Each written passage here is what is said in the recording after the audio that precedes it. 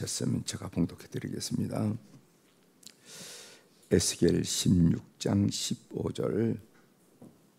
그러나 내가 내 화려함을 믿고 내 명성을 가지고 행음하되 지나가는 모든 자와 더불어 음란을 많이 행함으로 내 몸이 그들의 것이 되었도다. 내가 내 의복을 가지고 너를 위하여 각색으로 산당을 꾸미고 거기에서 행음하였나니 이런 일은 전무후무하니라. 내가 준 금, 은 장식품으로 너를 위하여 남자 우상을 만들어 행음하며 또 내 수놓은 옷을 그 우상에 입히고 나의 기름과 향을 그 앞에 베풀며 또 내가 내게 주어 먹게 한 내 음식물 곧 고운 밀가루와 기름과 꿀을 내가 그 앞에 베풀어 향기를 삼았나니 과연 그렇게 하였느니라. 주 여호와의 말씀이니라.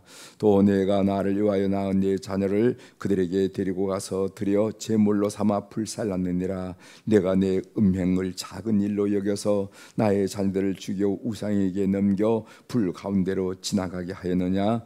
내가 어렸을 때 벌거벗은 몸이었으며 피투성이가 되어서 발짓하던 것을 기억하지 아니하고 내가 모든 가증한 일과 음란을 행하였느니라.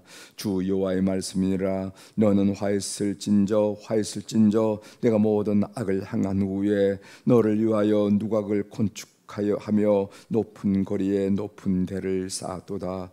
내가 높은 대를 모든 길 오게 쌓고 내 아름다움을 가증하게 하여 모든 지나가는 자에게 달을 벌려 심히 음행하고 하체가 큰 내 이웃나라 애굽 사람과도 음행하되 심히 음란히 하여 내 진노를 샀도다. 그러므로 내가 내 손을 내 위에 펴서 내 일용할 양식을 감하고 너를 미워하는 블레셋 여자고 내 도론 행실을 부끄러워하는 자에게 너를 넘겨 임의로 하게 하였거늘 내가 음욕이 차지 아니하여 또 아수르 사람과 행음하고 그들과 행음하고도 아직도 부족하게 여겨 장사는 땅 갈 때까지 심히 행음하되 아직도 족한 줄을 알지 못하였느니라. 주 여호와의 말씀이니라. 내가 이 모든 일을 행하니 이는 방대한 음녀 행위라. 내 마음이 어찌 그리 악한지 내가 누각을 모든 길 오기에 건축하며 높은 데를 모든 거리에 쌓고도 값을 싫어하니 창기 같지도 아니하도다. 그 남편 대신에 다른 남자들과 내통하여 간음하는 아내로다. 사람들은 모든 창기에게 선물을 주거늘 오직 너는 내 모든 정든 자에게 선물을 주며 값을 주어서 사방에서 와서 너와 행음하게 하니 내 음란함이 다른 여인과 같이 아니함은 행음하려고 너를 따르는 자가 없음이며 또 내가 값을 받지 아니하고 도리어 값을 줌이라. 그런즉 다른 여인과 같이 아니하니라. 아멘. 34절까지 함께 읽었습니다. 오늘 우리가 읽은 에스겔 16장 15절부터 34절에 있는 말씀을 중심으로 이 땅의 우상들은 무엇일까, 이런 주제로 같이 말씀을 좀 나눌까 합니다. 오늘 행음이란 단어가 많이 나오는데 그것은 이제 우상 숭배를 말하는 거죠. 이 땅의 우상들은 무엇일까 하는 얘기를 함께 좀 나누려고 합니다. 운명이라 하는 그 뜻을 가진 영어 단어를 보면은 몇 가지가 있는데 데스티니라 하는 단어도 있고 페이트라 하는 단어가 있고 아마 여러분들이 기억하시리라 생각합니다. 페이트라 하는 단어는 문자 그대로 운명, 숙명, 내가 꼼짝 달싹 못하고 그 길을 따라가야 하는 그 내 운명이야, 이렇게 얘기할 때 꼼짝 달싹 못하고 길을 따라가야 하는 삶의 길을 따라가는 것을 페이트라 한다고 그런다면은 데스티니라 하는 말은 가스 플랜, 하나님의 교육에 따라 사는 삶. 우리가 하나님이 인생을 낼 때 그 하나님의 교육이 있다는 거죠. 그래서 어떤 사람도 우연히 태어난 사람은 없다는 거죠. 그것이 시편 139편의 고백이 아닙니까? 키가 크든 작든 인물이 좋든 나쁘든 많이 배웠든 매원이 배울 기회가 없었든 간에 할 것 없이 모든 생명은 다 하나님의 교육 속에 있었다. 그래서 우리는 데스티니, 하나님의 교육 속에 삶을 산다 하는 그런 이야기죠. 가장 성공적인 인생, 가장 행복한 인생, 이것 이상은 없다라고 탄성을 지를 인생의 비결은 무엇일까? 이것 이상은 없습니다. 최고입니다. 성공적입니다. 행복합니다.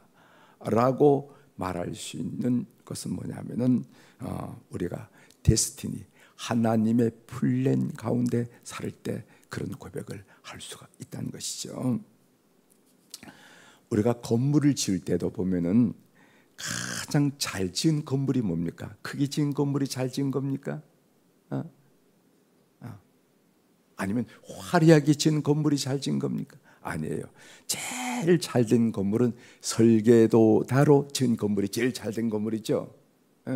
제일 잘 지은 건물은 큰 건물이 잘 지은 건물도 아니고 화려하고 호화로운 건물이 잘 지은 건물이 아니라 설계도대로 지은 건물이 가장 든든하고 잘 지은 건물이라 이렇게 말할 수가 있습니다. 그래서 우리도 마찬가지예요.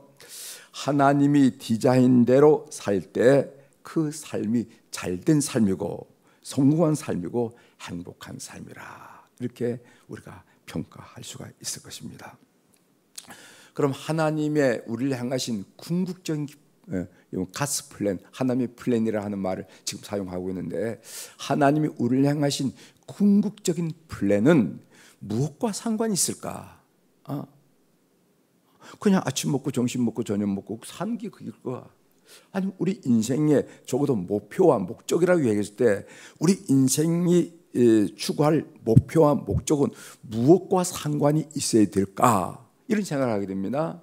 그건 분명해요. 그것은 뭐냐면은 의심할 수 없는 것은 뭐냐면은 하나님의 궁극적인 플랜은 모든 민족이 열방이 하나님께 돌아오는 것입니다. 그래서 여러분이 알다시피 우리가 마태복음 28장 19절부터 20절에 있는 말씀을 지상명령이라는 건 그 지상명령은 땅 위의 명령이란 말이 아니라 최고의 명령이란 말이거든요. 최고의 명령인데 그 명령이 뭡니까?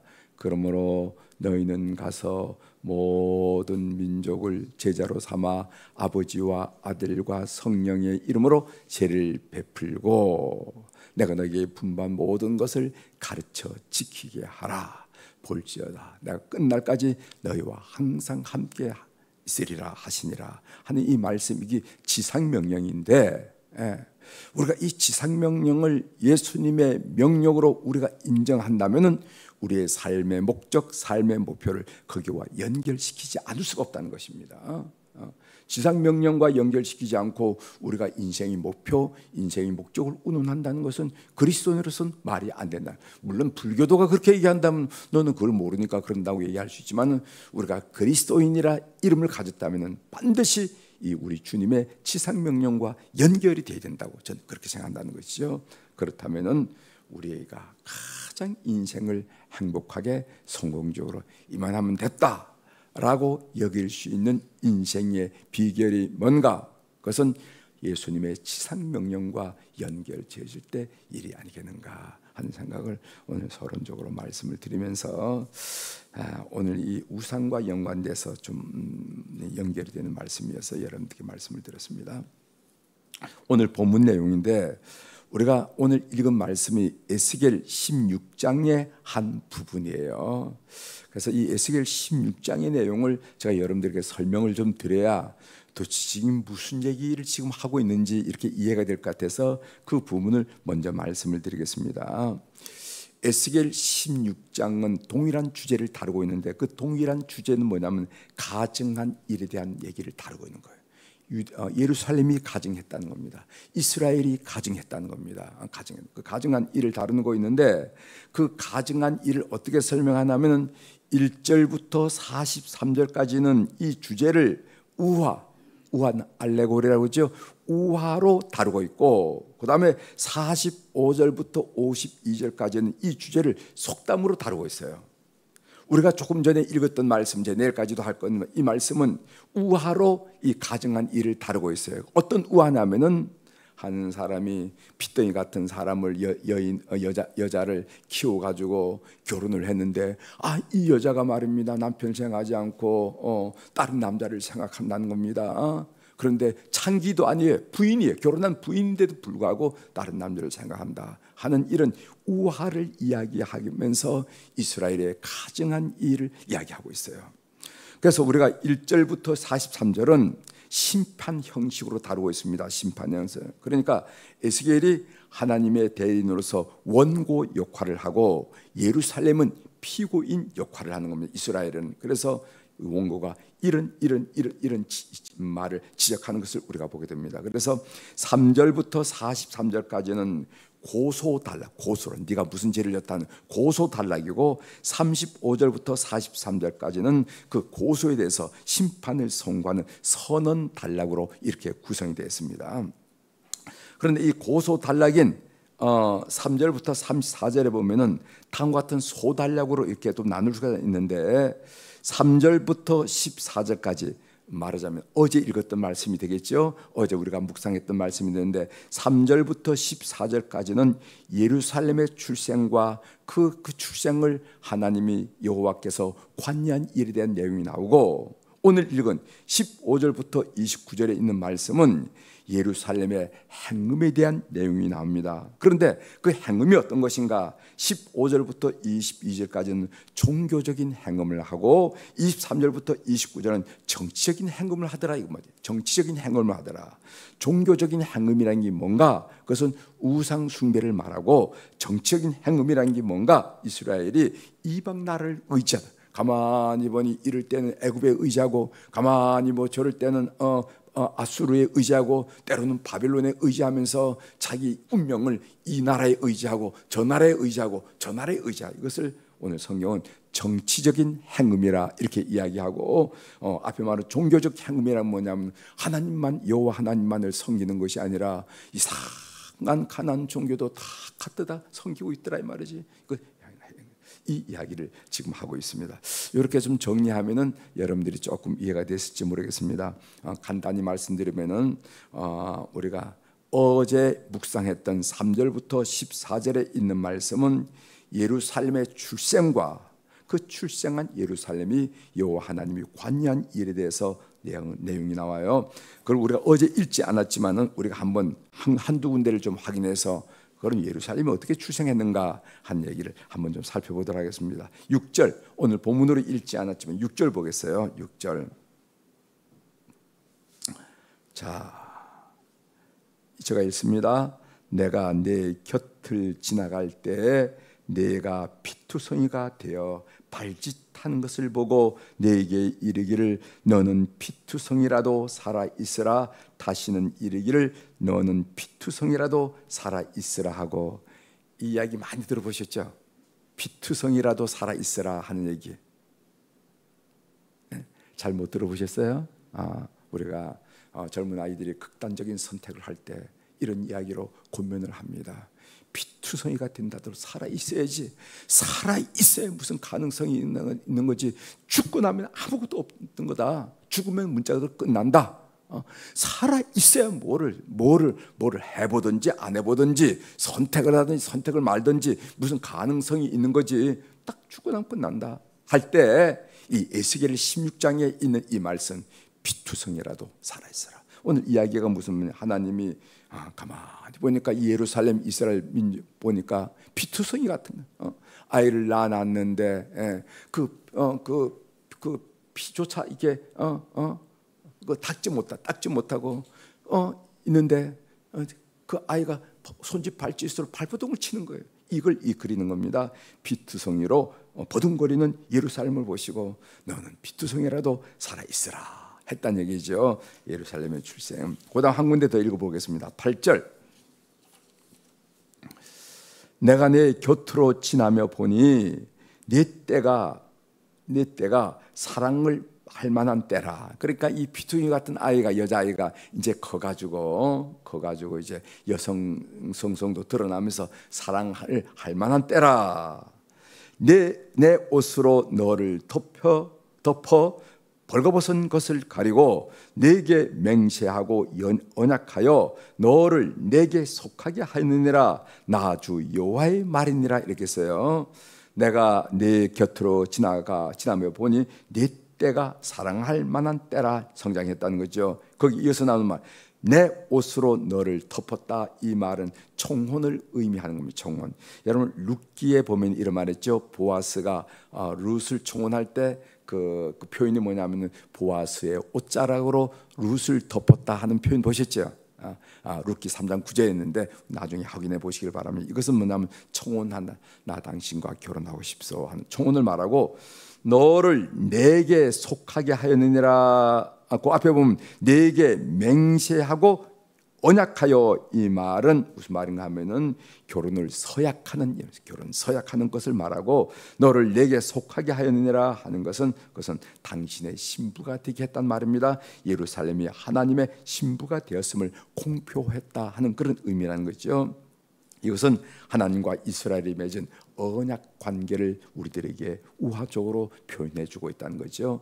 하나님이 이스라엘 백성들과 가진 선택된 백성으로 하나님이 선택하시고 하나님과 특별한 언약 관계를 맺었다는 얘기입니다. 그런데 예루살렘은 하나님을 버리고 행음을 하더라는 겁니다. 그렇게 해서 그 어릴 때부터 피둥이 같은 것을 바라보면서 이렇게 결혼을 했는데, 그 예루살렘이 하나님을 버리고 행음을 하더라 한 얘기가 오늘 읽은 15절부터 29절입니다. 예루살렘의 행음, 오늘 본문에 보면요, 행음이란 말이 쏟아져 나옵니다. 이 본문만 읽으면 읽기가 좀 불편할 정도로 말이 많아요. 15절, 16절, 17절, 20절, 22절, 25절, 26절, 28절, 33절, 34절, 36절 행음이라는 말이 쏟아져 나옵니다. 이 말씀은 제가 여러분들에게 설명했지만은 15절부터 22절까지는 종교적 행음을 말하므로 우상 숭배하는 것을 지적한 말씀이고, 23절부터 29절까지는 정치적 행함을 말하는 것이고, 이방 나라를, 그 민족의 운명을 애굽 아수르 바벨론에 맡기는 그런 이방 나라를 의지하는 것을 보고 행음이라 이렇게 표현했다는 것을 기억하시기 바랍니다. 몇 구절 살펴보겠습니다. 21절 보세요. 21절. 나의 자녀들을 죽여 우상에게 넘겨 불 가운데로 지나가게 하였느냐, 이 말이에요. 이 말이 무슨 말인가 하면은 이것은 이 종교적 음행의 한 단락인데, 이거 그러니까 자식들을 불 가운데 지나가게 했다. 자식들을 태워서 죽이는, 제사를 지낸 것을 말하는 것은, 이것은 주로 흰놈의 아들 골짜기에 세워진 도벳 산당에서 행하던 일이었습니다. 이스라엘이 하지 말라는 이 일을 했어요. 어떻게 하냐면 자기 자식을 불에 태워 죽이는 거. 이 도벳 산당에서. 그것이 바로 예루살렘에 이렇게 보면은요, 왼쪽은 기드론 골짜기가 내려가고 오른쪽은 흰놈의 골짜기가 가는데, 그 흰놈의 골짜기에 하나 세워진 산당이 뭐냐면 도벳 산당이라는 산당이 있었는데, 거기서 자기 자식을 불태워 제사하는 그런 제사가 일어났다 하는 거. 이 종교적 음행을 얘기하는 거죠. 그다음 26절 한번 읽어드리겠습니다.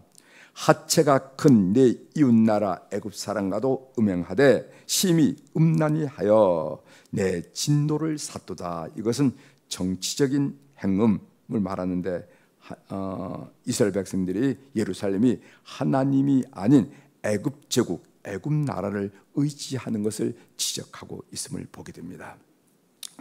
삶의 적용으로 좀 말씀을 좀 드리도록 하겠어요. 이 행음이란 이스라엘이 하나님을 버리고 하나님을 배반하고 종교적으로 정치적으로 우상 숭배를 하거나 이방 나라를 의지한 것을 말한다 하는 말씀을 여러분들에게 드렸습니다. 그렇다면은 하나님이 보실 때 이 땅의 우상들은 뭘까? 좀 생각해 볼 만하지 않아요? 하나님 보실 때 이 땅의 우상들은 뭘까? 하나님이 이 땅을 바라볼 때 그럼 그렇지, 그럼 그렇지, 그래 잘하는구나 라고 여기실지, 아니면은 이 땅을 바라보면서 섭섭하고 오늘 에스겔에서 이렇게 얘기한 것처럼 그런 아픔을 가지고 토로하실지 우리가 생각해 봐야 된다는 겁니다. 우리가 금요일마다 부른 심야기도 때 부른 부흥이란 찬송이 있습니다. 이 땅의 황무함을 벗어서 하늘의 하나님 긍휼을 베푸시는 주여, 우리의 죄악 용서하소서, 이 땅 고쳐주소서. 이제 우리 모두 하나 되어 이 땅에 무너진 기초를 다시 쌓을 때 우리의 우상들을 태우실 성령의 불 임하소서. 성령의 불이 임하셔서 우리 이 백성의 마음에 마음자리를 차지하고 있는 우상을 불태워달라고 하는 그런 고백입니다. 부흥의 불길 타오르게 하소서. 진리의 말씀 이 땅 새롭게 하소서. 은혜의 강물 흐르게 하소서. 성령의 바람 이제 불어와 오 주의 영광 가득한 새날 주셔서 오 주님 나라 이 땅에 임하소서 하는 그런 부흥의 찬송입니다. 요한계시록에 보면요, 말세 교회의 세 가지 우상을 지적하는 내용이 나와요. 세 가지 우상을 어떻게 지적하는가 하면은 하나는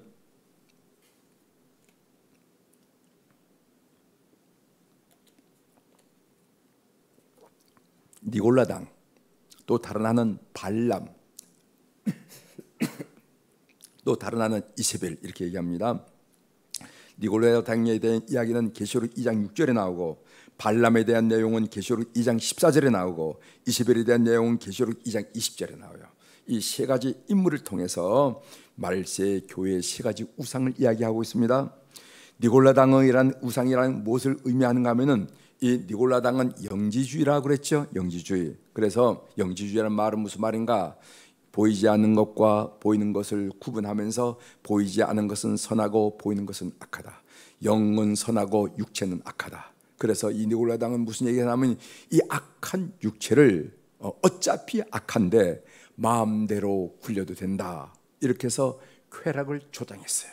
그래서 이 니골라당을 주의하라 하고 사도 요한이 하나님의 이름을 빌어서 얘기하는 것을 우리가 보게 됩니다. 그래서 이 니골라당이 의미하는 것은 쾌락을 말하는 쾌락. 인생에 사는 목적이 뭡니까? 쾌락이지, 즐거움이지, 무슨 얘기를 하는 거야? 라고 생각하는 사람들 쾌락. 이 발람이란 건 뭐냐? 이 발람이 우상이 상징하는 것은 뭐냐면은 이 발람이 발락의 그 제안을 받아서 끝까지 이스라엘 백성들을 저주하게 된 이유가 뭐냐면 돈 때문에. 그래서 돈 때문에. 그래서 발람이 상징하는 우상은 돈의 우상, 재물의 우상을 말합니다. 이세벨, 이것은 아합과 이세벨 여러분 아시죠? 이 이세벨은 권력의 우상을 말하는 권력의 우상. 그래서 이 말세 세계와 교회를 지배할 것은 뭐냐? 쾌락과 돈과 권력이라는 것을 이미 요한계시록을 통해서 우리에게 나타내 주고 계신 거예요. 그 밑바닥에 흐르는 악한 영이 뭘까?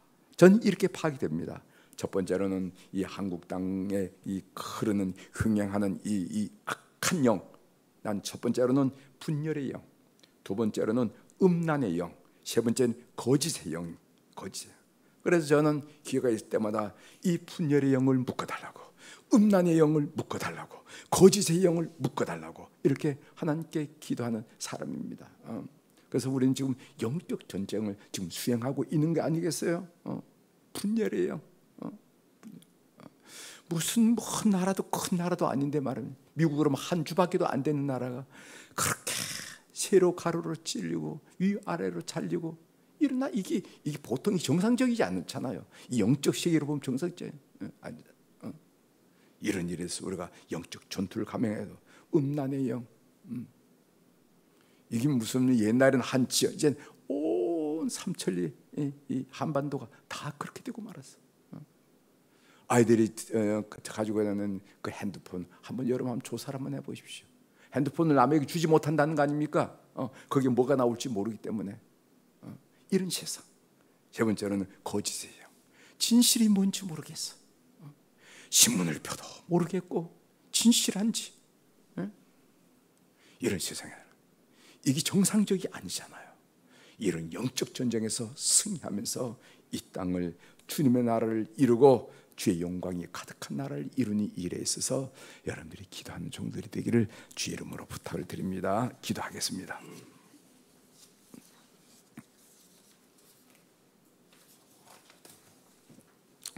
하나님 아버지, 오늘 에스겔 16장에 있는 말씀을 통하여 에스겔을 통하여 하시는 하나님의 말씀, 아픔을 가지고 내가 너희를 이렇게 사랑하고 너희들과 이렇게 언약을 맺었는데 이렇게 행음할 수가 있느냐, 호통치며 아파하는 우리 주님의 음성을 우리가 들으면서, 그렇다면은 우리 한반도 이 남한 땅은 주님 보실 때 참 그럼 그렇지 하고 칭찬할 만한 건지, 아니면은 우리 주님 마음속에 또 다른 아픔을 만들어내는 그런 땅인지를 생각하면서 이 땅에 있는 횡행하는 우상에 대해서 함께 살펴보면서 우리 영적 전쟁을 감행하자고, 그래서 이 땅을 하나님의 나라로 만들자고, 이 땅을 온 열방이 기뻐하고 흠모하고 그리고 또 되고 싶어하는 그런 모델된 나라를 만들자고 우리가 함께 기도할 것을 나눌 수 있도록 도와주시오니 감사합니다. 하나님, 이 땅에 우리 모든 그리스도인들 하여금 정신을 바짝 차리고 이 땅에 흥행하는 모든 악한 영을 묶으면서 하나님의 성령의 역사를 경험하는 그런 귀한 일을 잘 감당할 수 있도록 은혜를 베풀어 주옵소서. 오늘 또 우리 사랑 교우들이 주님 앞에 1000번째 헌금을 비롯해서 각가지 감상금 내용을 가지고 주님 앞에 이 제단을 풍성히 가꿀 수 있도록 도와주시오니 감사를 드립니다.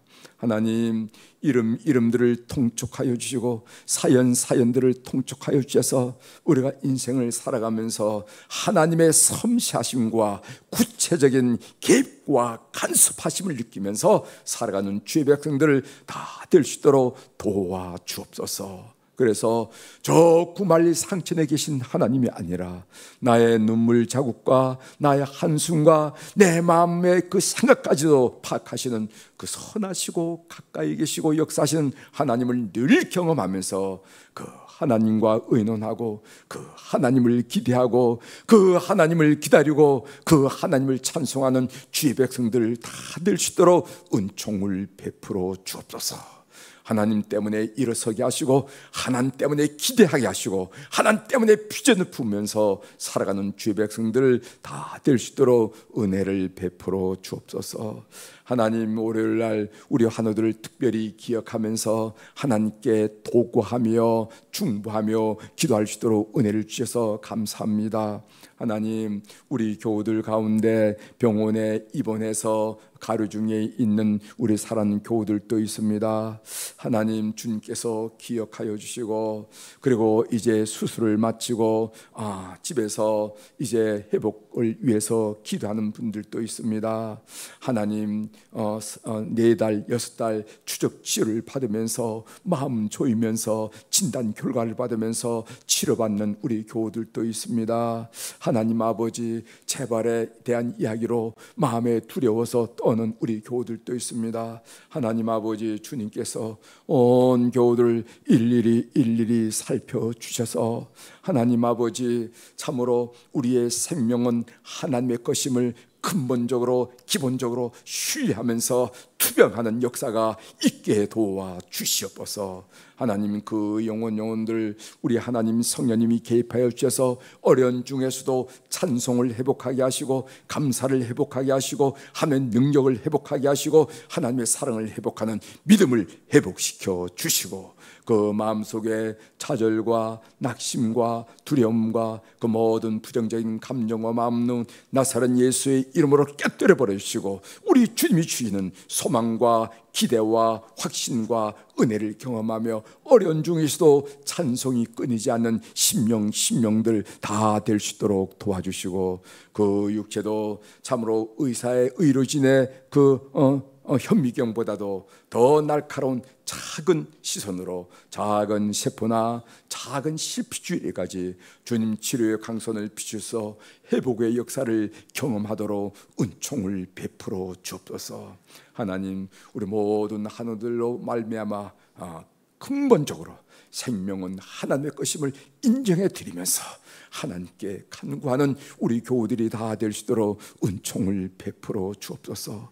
하나님을 유일한 희망으로 삼고 하나님을 바라보고 하나님께 기도하는 온 교우들의 간곡하고 간절한 기도를 주님 이제까지 애면하지 않으신 줄 믿사오니 역사하시고 도움을 베풀어 주셔서 회복에 놀라는 것들이 일들이 심령마다 가정마다 충만하도록 은총을 베풀어 주옵소서. 그래서 하나님의 치유하는 능력이 그냥 인구로 해제되는 그런 구호가 아니라 우리 삶 속에서 구체적으로 역사하는 능력이 될 수 있도록 우리 하나님 인도하여 주시옵소서. 그 신령한 은혜를 체험하고 그 능력을 체험하고 하나님의 살아계심을 입을 크게 벌려 증하는 주의 백성들 다 될 수 있도록 은혜를 베풀어 주옵소서. 오늘 또 하늘의 주권과 땅의 주권을 가진 우리 주님의 권세 있는 이름, 능력 있는 이름으로 이 새벽에 선포합니다. 내 영혼이 잘된 같이 범사가 잘되고 강건한 축복을 온 교우들이 받아 누리는 귀한 날 되도록 역사하여 주시옵소서. 예수님의 이름으로 축복하며 기도 올리옵나이다. 아멘. 하늘에 계신 우리 아버지시여, 이름이 거룩히 여김을 받으시오며 나라가 임하시오며 뜻이 하늘에서 이루어진 것 같이 땅에서도 이루어지이다. 오늘 우리에게 일용할 양식을 주시옵고 우리가 우리에게 죄 지은 자를 사하여 준 것 같이 우리 죄를 사하여 주옵고 우리를 시험에 들게 하지 마시옵고 다만 악에서 구하시옵소서. 나라와 권세와 영광이 아버지께 영원히 있사옵나이다. 아멘.